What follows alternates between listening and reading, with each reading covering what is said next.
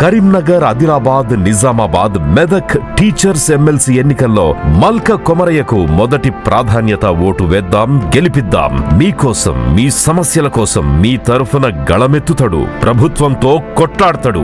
72వ miss world పోటీలకు హైదరాబాద్ వేదిక కాబోతోంది సార్. ఇప్పటికే విశ్వనగరంగా హైదరాబాద్కు పేరుంది. సో ఈ మిస్ వరల్డ్ పోటీలతో హైదరాబాద్ బ్రాండ్ ఇమేజ్ మరింత పెరుగుతుందా? మిస్ వరల్డ్ లాంటి ఇంటర్నేషనల్ ఈవెంట్స్, మిస్ వరల్డ్ కానీ, ఇప్పుడు ఫార్ములా ఈ కానీ, ఇవన్నీ చెప్పేది అదే, బ్రాండింగ్ పెరుగుతుంది అని. ఫార్ములా ఈ కాంట్రవర్సీ అయింది, దాని మనీ నిబంధనల విరుద్ధంగా ఇచ్చారని ఆ కేసు నడుస్తుంది. మిస్ వరల్డ్ ఎందుకు అని వ్యతిరేకించే వాళ్ళు కూడా ఉన్నారు, అందాల పోటీల్ని. ఆ కాంట్రవర్సీ కూడా వస్తుందేమో చూడాలి. ఎందుకంటే చాలా సందర్భాల్లో ఇది ఉమెన్ను కమాడిఫై చేస్తుంది, ఉమెన్ను వస్తువుగా చూపుతోంది, ఇది సరైన కల్చర్ కాదు అని. ఈవెన్ భారతీయ జనతా పార్టీ లాంటి పార్టీలు గతంలో ఇదేం కల్చర్ను వ్యతిరేకించాయి, ఈ అందాల సుందరి పోటీలు ఏంటి అని. కానీ ఇప్పుడు మరి ఇండియాలో మోడీ అనుమతిస్తున్నాడు కదా miss world. Last miss world contest నాకు గుర్తు ముంబైలో జరిగింది. ఇప్పుడు ఇండియాలో అనుమతించాక ముంబైలో జరుగుతుంది, హైదరాబాద్లో జరుగుతుంది. తేడా ఏంటి? మరి ఈ అందాల పోటీకి ఎలాంటి ఇష్యూస్ తెలియదు.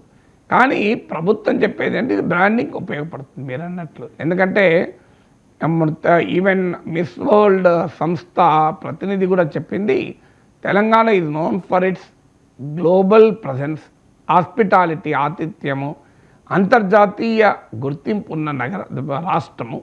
అందువల్ల ఇక్కడికి మేము వెళ్తున్నాము అని మేలో స్టార్ట్ అవుతుంది ఇది. సో అందువల్ల ఈ విశ్వసుందరి పోటీ మేము అక్కడ పెట్టడానికి కారణము తెలంగాణలో ఉన్నటువంటి గ్లోబల్ లింక్ అని. డెఫినెట్గా టూరిజానికి ఉపయోగపడుతుంది, హాస్పిటాలిటీకి ఉపయోగపడుతుంది, తెలంగాణ కల్చర్ను, తెలంగాణ హ్యాండీక్రాఫ్ట్స్ను, తెలంగాణ ఆర్ట్ను, తెలంగాణ క్విజిన్ ఫుడ్ను, వీటన్నిటిని ప్రొజెక్ట్ చేసుకోవడానికి తెలంగాణ హాస్పిటాలిటీని డెఫినెట్గా ఉపయోగపడుతుంది అనేది ప్రభుత్వ విశ్వాసం. ఎందుకంటే ఒక ఇంటర్నేషనల్ ఈవెంట్ చాలా గ్లామర్తో కూడుకున్న ఈవెంట్ కదా. సో సహజంగానే ఇది ప్రపంచ దృష్టిని ఆకర్షిస్తుంది. ఇది ఒకప్పుడు వెస్ట్రన్ కంట్రీస్లోనే ఇవి జరిగేవి, వెస్ట్రన్ కంట్రీస్లోనే వారే మెయిన్గా ఈ మిస్ వరల్డ్ గెలిచేవాళ్ళు. కానీ తర్వాత కాలంలో మార్కెట్ డిటర్మైన్స్, చాలా ఇంట్రెస్టింగ్గా ఉంటుంది ఇది. ఒకప్పుడు మీకు డిక్షనరీలు అమెరికాలో, బ్రిటన్లో ఇంగ్లీష్ డిక్షనరీల మార్కెటే ఉండే ఎక్కువ, అక్కడ సాచురేట్ అయింది.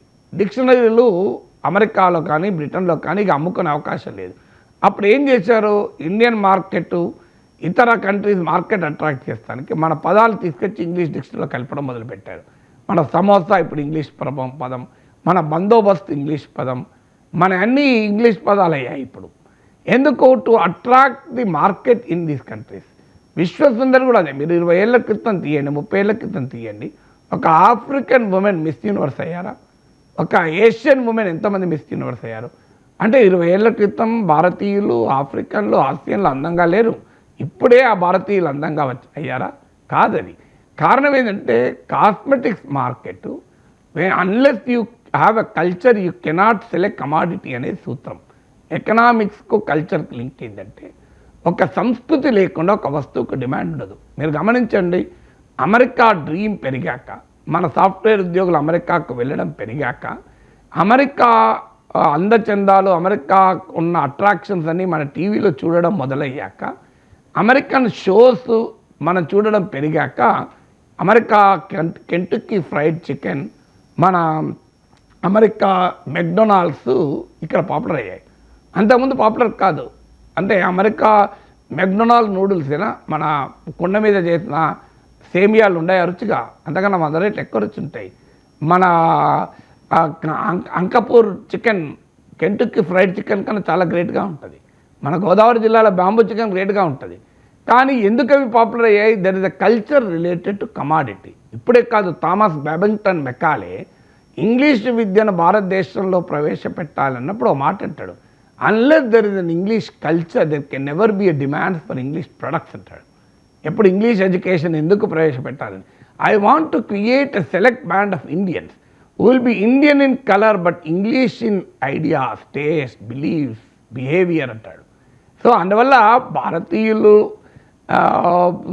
ఎరా కల్చర్కు ఎకనామిక్స్కు ఉన్న లింక్ ఎప్పుడైతే కాస్మెటిక్ ఇండస్ట్రీకి వెస్ట్రన్ మార్కెట్ సాచురేట్ అయిపోయిందో, ఇక అక్కడ కొత్తగా కాస్మెటిక్ ఇండస్ట్రీ పెరగడానికి స్కోప్ లేదో, అప్పుడు ఈ కాస్మెటిక్ ఇండస్ట్రీ తెలివిగా మిస్ యూనివర్స్, ఎందుకంటే వాళ్ళే స్పాన్సర్ చేసేది వీటిని, వాళ్ళు తెలివిగా డెవలపింగ్ కంట్రీస్కు షిఫ్ట్ అయ్యారు. ఎందుకంటే ఇక్కడ మన దగ్గర బ్యూటీ మార్కెట్ పెరిగింది.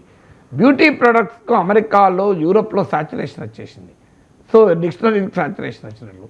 సో అలా బ్యూటీ ప్రొడక్ట్స్కు వెస్ట్రన్ మార్కెట్ సాచురేట్ అయ్యాక బ్యూటీ ప్రొడక్ట్స్ను అమ్మేటువంటి సంస్థలు స్పాన్సర్ చేసే ఈవెంట్స్ కాస్త డెవలపింగ్ కంట్రీస్కి రావడం మొదలైనాయి. డెవలపింగ్ కంట్రీస్కి చెందిన మహిళలు గెలవడం కూడా మొదలైంది. మిస్ వరల్డ్, మిస్ యూనివర్స్లో కావడం మొదలైంది.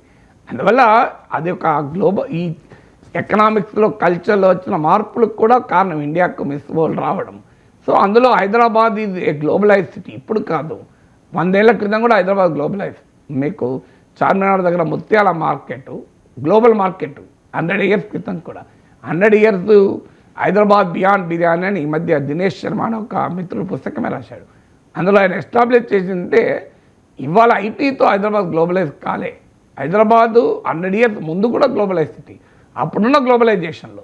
అందువల్ల హైదరాబాద్ ఇది ఆల్రెడీ గ్లోబలైజ్ సిటీ కనుక ఇది రైట్ ప్లేస్ అవుతుంది, రైట్ కంటెక్స్ట్ అవుతుంది మిస్ వరల్డ్ కంటెస్ట్ కానీ భావించి ఇక్కడికి వస్తున్నారు.